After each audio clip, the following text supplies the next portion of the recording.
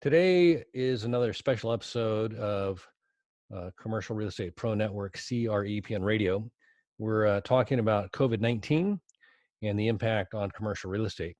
And today I've got a special guest, a returning guest, a friend of the program, Vinney Chopra. Vinney is a multifamily syndicator. He's based in the San Francisco area. He's done multiple syndications, both purchased and seen all the way through to sale, and uniquely qualified to speak today about the impact of COVID-19 on multifamily. And just a reminder, if you like this talk, and we'll probably continue this for some time, we'll try and do one a day. But if you like this, if you like the program, be sure to check out, and you can subscribe, like, comment to Commercial Real Estate Pro Network. That's the podcast. We also have the YouTube channel, Commercial Real Estate Pro Network. With that, I want to welcome my guest and my friend, Vinney Chopra. Vinney, welcome back. Thank So you, glad you could join Darren. us today and talk with us a little bit. Just in case there's somebody that doesn't know who you are, if you could just share a little bit about who you are and your background. It'll be my pleasure, Darren. Thank you. And thank you for inviting me. I know we have done many episodes, I think maybe 9 or 10. And I know we did even go over the whole multifamily evaluations and how to purchase and how to syndicate and how to manage and things like that.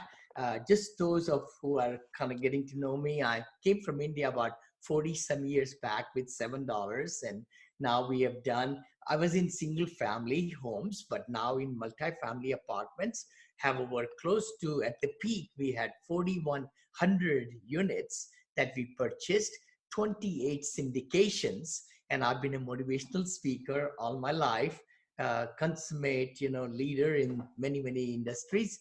And I am able to actually now give back. Out of the 28 syndications, I think we have sold 22 of them, completed the cycle also, and giving returns to the investors quite a lot. We purchased two big ones, close to $87 million, right there with the partnership with another company, Enzo Multifamily.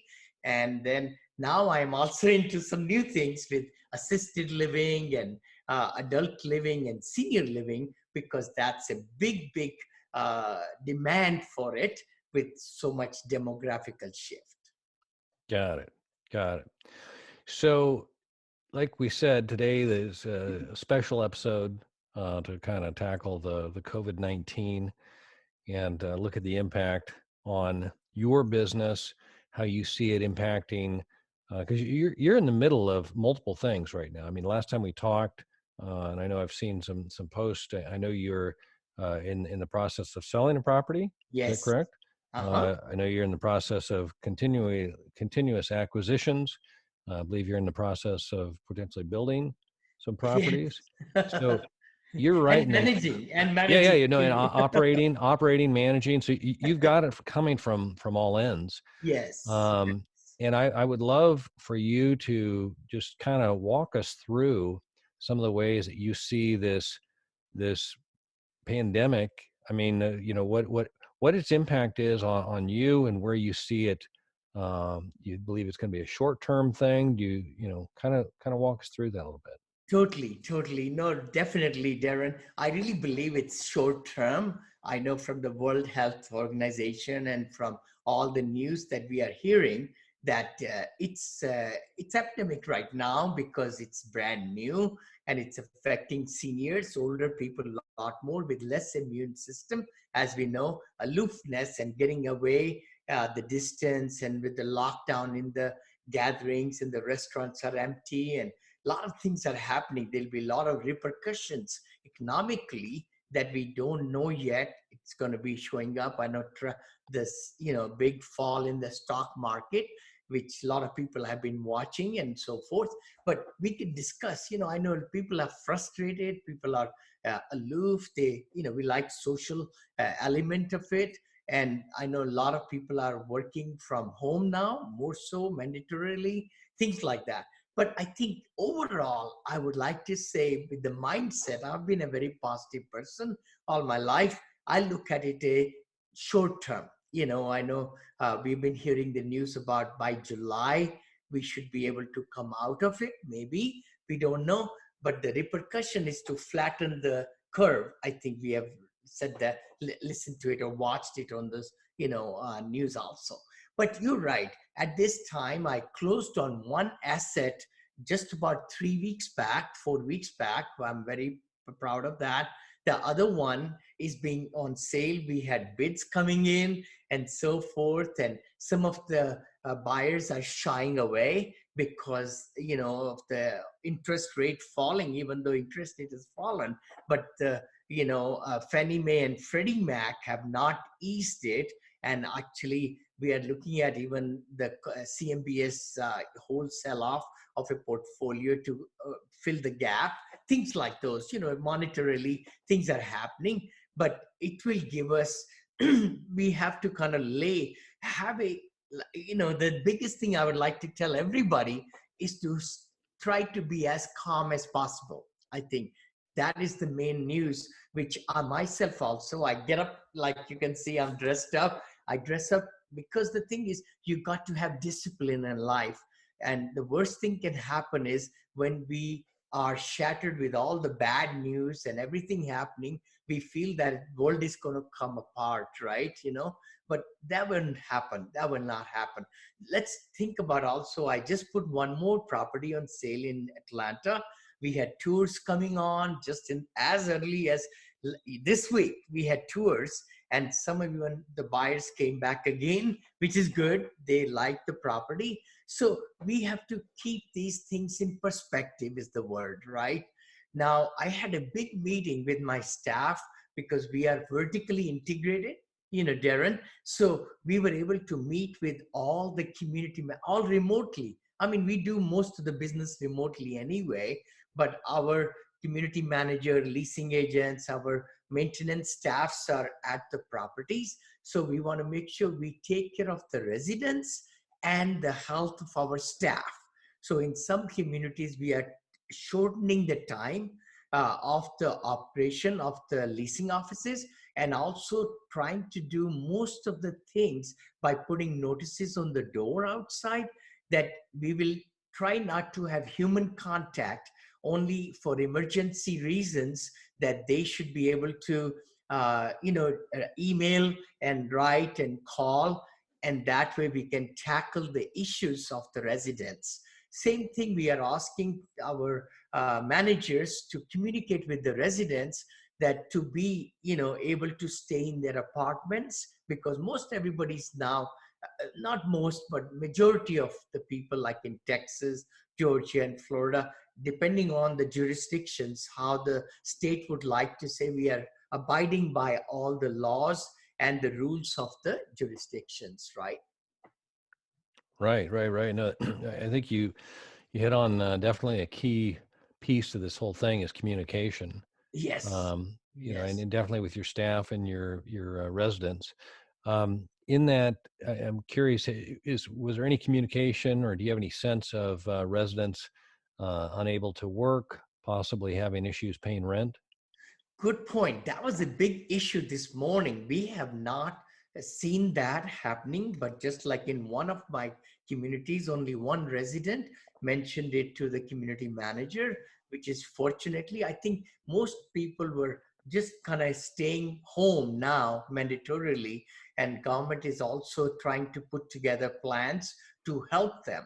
So seems like it should work out, but at this time, you're right, we haven't had that trouble. But we do understand that we have to abide by the county laws and the state laws, that if they say that we cannot evict, I think that's what we have heard, that we cannot evict anybody if they don't pay the rent on time for 60 days or 90 days. We'll have to abide by that. And I think hopefully the government will also get involved in looking through the institutions, Fannie and Freddie and some other local banks, if the mortgages are delayed or things, because it's kind of like disruption, right? It's a big disruption of revenues coming in. I mean, I really am hurting to see the restaurants being totally ghost restaurants, And I mean, look at movie theaters and everything, of course, airlines. It's a whole repercussion. We have not seen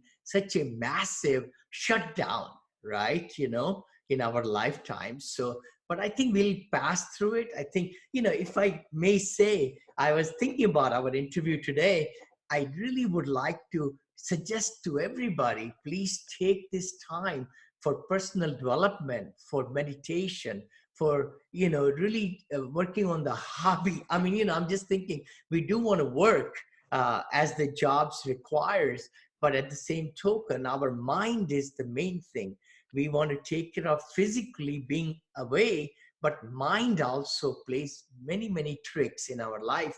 So we can really strongly feed our mind with positivity and not look at television, because it's pretty disheartening to read and see. Maybe see it a couple of times a day. And stock market, of course, fall down. And I mean, a lot of retirement funds have gone way down, like the 2000, maybe not close to that, but those kind of things. So kind of answering your question, I think the biggest thing I would like to say is that things will come to uncover, especially in property management side of it. Our whole posture today was to deal with the situations at each of our communities and making sure communication is there very, very strongly. One rumor was that maybe we had one of the candidate who was at a high school who was diagnosed as with the Positive. coronavirus.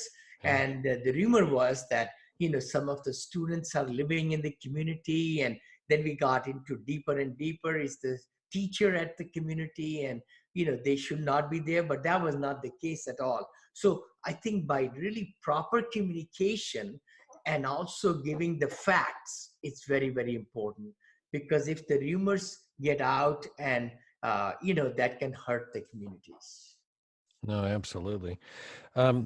Just wanted to touch on something. You mentioned the potential for people not paying rents, and Yes. there's been all sorts of information. And I've had this question numerous times, and it'd be wise at least to acknowledge it.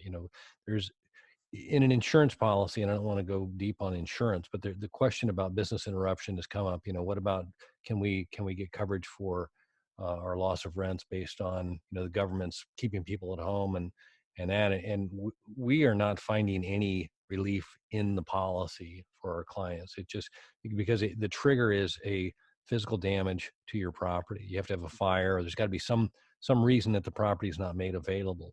The currently the properties are in fine Yes. order. Yes. um, there's the notion that possibly on some policies, and this would be policy specific, that if there was some sort of a requirement to clean a property because it was infected, that you might possibly, and again, I wanted to stress that might possibly, your policy might have some sort of special endorsement that would provide some sort of, nominal fee to clean or disinfect. But this is, again, policy specific. You've got to check your policy. It's not a blanket statement kind of thing. But there've been I've read press uh, where there was even like restaurants here locally were uh, wanting the governor to shut down all restaurants so that then they could collect on their insurance for business interruption. I'm going like, that's not the way this No, works. You, no, no.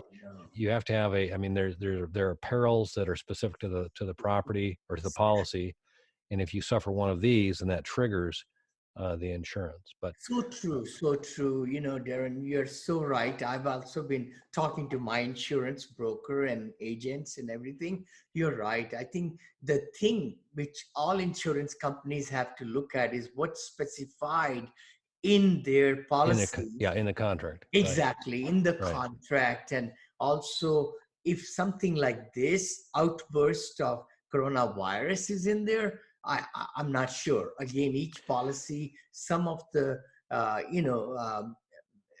owners, if they have gone through something like that before, they might have included it, but I'm not sure. right. So each, I mean, we definitely want to see this, I think from what I hear is that the government is going to probably be able to come, and they have to, I mean, Yep. come up with some plans to help the owners, to help the residents, and keep the disruption to the least. Just like airlines, right? They have to Right. bail them out. The cruise lines, they have to bail them out. Maybe the small businesses, restaurants, it will be individual basis. Yeah. Right. No, I think that is ultimately Yeah, the source of relief will come from the government actions mhm. and in granting some sort of money to, and hopefully it's in the form of putting money in people's hands, so that Exactly. as opposed to some sort of a tax credit kind of thing, which is some sort of a down the Oh, road you got to file for. so true. So So I think that's true. Let me ask you on this, based on people testing the working remotely, yeah. online school and stuff. Do you see any? I mean, you basically just said you work remotely with because your properties are all over the place. You're Yes. currently doing this. Do you see this as perhaps a way to institute another element of remote? I mean, if your residents now are trained on how to do this, would this potentially uh, allow you to reduce some management cost? I mean, I'm just thinking about this whole kind of because it is kind of a paradigm shift. When people are, one thing is to say that working remotely is an option, but now Mhm. it's almost like a requirement. Right. Um, Yes. I hadn't thought of that until we were just talking about that. Do you have No, any? you're so right. Actually, we did talk about some very good places putting things in place where we'll be able to remotely video interview the future residents through FaceTime, through other ways, and then also having more contact through emails and phone. And also at all our sites, by the way, Darren, we have remote online actually lease signing. We have also complete programs in place where our residents can pay online. In some of our new communities, 97% of the people pay online, which is the best way to do that. We also have given cards. There are these Walmart cards, which are debit cards, and our residents can also pay at a Walmart store their rent. So those things are already in place, and this will give even more momentum to what we have been asking our residents to do. So you are right. I think more and more, and we even discussed today with our asset manager, regional manager, how can we leave the keys? We can even like open the units that are vacant. Of course, office is there. People are inside the office, but we put a sign outside that we are inside, but we will be communicating with you, having that 6 feet distance, the rules about the WHO and from the counties and everything. So we are figuring out different ways to get the job done remotely.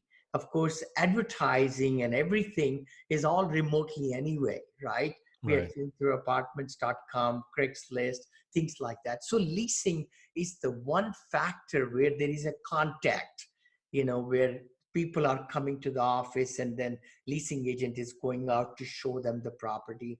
We are thinking about different ways how we can accomplish the same without the contact, where they could take the key, go and see the apartment, and then put the key back, somehow.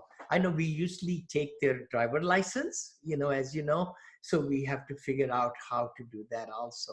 But majority of the uh, things that we do in our company, of course, with so many employees, our accounting department is remote, our other team members are remote, like that. Plus the only thing left is at the property contact, which we are able to move with the time of seclusion at this time. Yeah. Got it.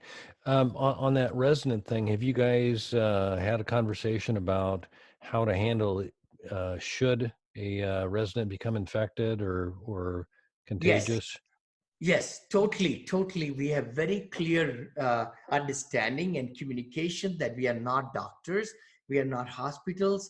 As soon as there is any kind of symptom that they should call the local authority and call the ambulance so that they can be tested right away, so that they can be, treated by the authorities who can take care of them. Us as the owners cannot really get involved in that. Sure. So that was our whole thinking on that aspect. Well, and I was just thinking more if it's known. I mean, with all of the HIPAA laws and all the, the sensitive information about who's who and what's what kind of thing, if there was how to navigate that, if it's known that you have somebody on the premise that has, um, that Right. Yeah. it hadn't occurred to me, but that because it just the how contagious this is, the ability to try and contain it. I hadn't really thought about that much, but that seems like that would be a delicate situation. And I don't know if the authorities would notify, you, the property owner, the manager, that it's known that there's somebody on the premise that has. I don't know how that would go, but it would seem that would be appropriate to at Sure, least sure. I mean, the conversation. biggest thing, definitely, we are looking at putting together the 10 tips that a lot of people have been promoting to put that outside the office, of course. And then we are writing a complete memo that even if you find or think about or anybody heard about a case, please tell them to call the authorities. See, they should call the medical authorities who are in better shape and form, informed to be able to help them rather than us bringing them into the office. See, that's what we were discussing this morning, that we cannot have a contact of our staff with that particular infected person, right? Because then it's going to be really totally paralyzing our whole team Right. of that. Right. Even our maintenance people, we have to have precautions about wearing the masks and things, if they even feel there is any kind of danger. So the main thing that I could say in the broadcast right now is that we need to definitely help them to get to the medical authority No, makes sense. Makes without the sense. contact. Yeah. Um, what about communication with investors? Have you had any investors questioning, asking? No, not really, but we are sending some communication to the investors to let them know that we are doing everything under our power to keep our communities at the occupancy levels and least delinquency levels. Those are the two things, Right. they always are worried about. I know third quarter is ending March, end of March. So that's when I'll be giving my presentations, which I do quarterly meetings with my investors, and we'll be bringing them into the loop if there is a dip in the occupancy or dip in the higher delinquency and things like that. But overall, I think the government and the television is also helping. Most of the residents are informed because they are also in the same situation as Right. we are and our residents are. Right.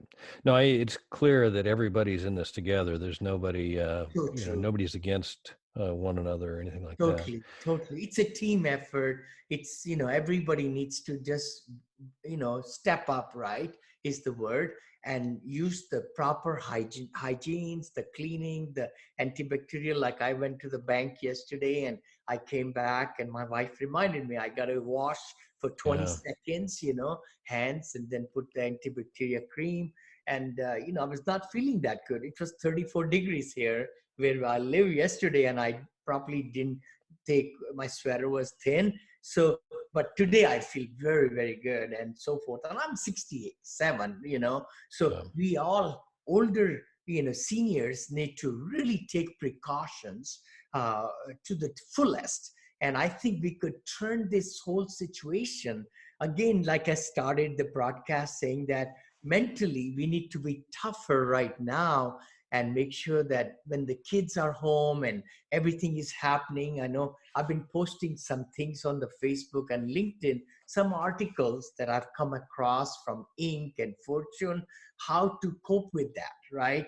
how to be able to really, I wrote down here, like, explore your habits. I think I mentioned align your physical body and soul through meditation. Exercise more. That's another thing. I know I do miracle morning in the morning, like I mentioned. I even stress more time now doing the yoga, the deep breathing, and so that we can build our immune system even better. And that is the time where we can, and also personal development. That's the other thing which I wanted to mention in our recording today. YouTube is your best friend. Google is your best friend. And this is the best time for us to really educate ourselves.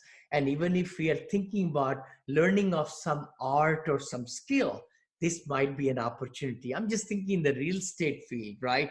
Because lots of maybe brokers are not looking for, calls from us and lenders and all that. So we may have more time at our disposal.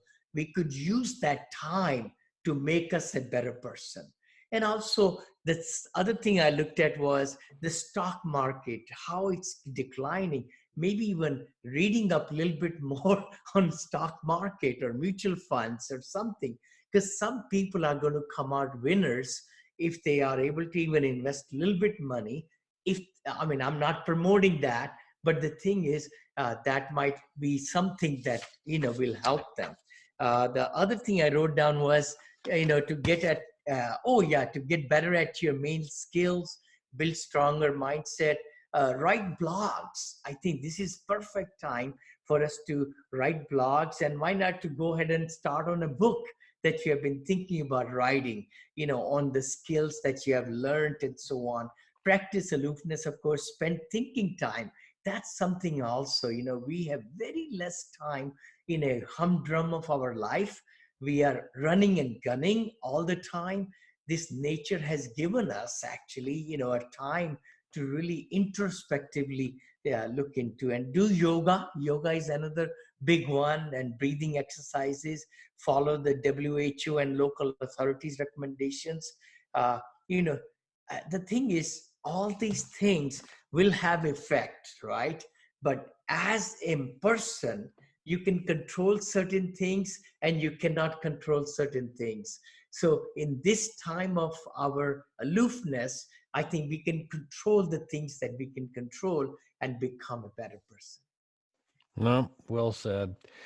I I think it is a matter of kind of managing your time. You mentioned earlier about just having Yes, discipline and yes, and taking advantage of this time and recognizing yes. the opportunity rather than all the things you're not able to do that you might normally like to do. So true, Um, so true, so so true. definitely mindset is key there. Vinny, is there anything else you wanted to say regarding the COVID-19 and kind of where we're at today? Happy St. Patrick's Day too. I didn't. Oh yeah, happy Yeah, St. Patrick's Day to everybody. I know this will be coming maybe yeah. this week, end of this week or something. No, Darren, I think the biggest thing is, in our life, we come through ups and downs. And I think, again, this particular virus, it's contagious and it travels very fast. And also the symptoms are so mild that many times people don't know they have it also. And I think that's where I would like to suggest to everybody to be very vigilant, and practice as much as you can, staying away and getting your kids more involved in productive, activities. And the best thing I could say is that if you're not sure what to do with the time, your time and your kids' time and all that, just Google it. Just Google it. There is so much information on YouTube, on Google, of activities and games and other stuff to keep us all busy. But at the same token, this is the time to maybe just take care of our body, our soul, our body. Our physical sense is by aloofness, but mentally, in inner side, I think we can all come out as big, very, very better person throughout all that. I know financially, again, it's hurting a lot of people and myself included and everything as an owner of the, and also the money that was in the retirement and all that. We were sitting so pretty at 29,000 Dow. I mean, everybody was so much excited about all the gains that we have had. And now I think the market is rebounding today. I know, but I'm the kind of, I was listening to Warren Buffett, right? Everybody knows when everybody's panicking is the time to purchase, the stocks which are way low, blue stocks, blue chip stocks, and NASDAQ stocks, which are the big ones. I've gone on my website and kind of mentioned few, but I don't promote. I'm not a financial, analyst or anything, or attorney or CPA, but I have my own thinking. I know a lot about mutual funds and stocks, so I've been buying them. No, no, I gotcha. Hey, Vinny, where can the listeners go if they'd like to learn more or connect with you? Oh, sure, Darren. Thank you so much for inviting me. I know my website is vinneychopra.com, Vinney, Vinney, Chopra, Chopra, Chopra.com. And also, if anybody would like to learn more, passively invest with me, or learn from my education academy, they could just text the word learn, LEARN, learn, to 474747, or they could even write a message to 474747. We'll be able to reply to them. Or they can email John, my VP of Academy, Vice President of Academy, John, Jon, at vinneychopra.com. Got it. Hey, Vinny, as always, appreciate you taking the time. It's Thank always good you. to see you, and appreciate you taking a minute to Thank you. give some Thank you, insight. Darren. Let's get together again. And if you're ever in the San Francisco area, please come, let me know. And we'd love to get together for lunch or dinner. It's Yeah. always a pleasure to talk to you. And thank you for spreading the great, the knowledge that you spread in your podcast. And God bless you. All right. Thanks, Vinny. For our listeners, if you like this special edition, again, I ask you to consider liking, sharing, and subscribing. And remember, as always, the more you know, the more you grow. Till next time, thanks for listening.